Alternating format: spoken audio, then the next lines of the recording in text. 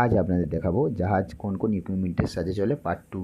এই যে এটা দেখতে পাচ্ছেন, এটা হলো মাস্টার ওয়াচ, আর এটা হলো ইঞ্জিন আরপিএম ইন্ডিকেটর, যেটা শো করে জাহাজ আগে যাচ্ছে না পেছনে। এটা হলো ইনক্লোমিটার, যেটা শো করে জাহাজ ডান দিকে না বাম দিকে ঝুঁকে আছে। আর এটা হলো রাডার অ্যাঙ্গেল ইন্ডিকেটর, যেটা শো করে জাহাজ ডান দিকে যাচ্ছে না বাম দিকে। এটা হলো ইঞ্জিন স্পিড ইন্ডিকেটর, যেটা শো করে জাহাজ কত নটস বেগে যাচ্ছে।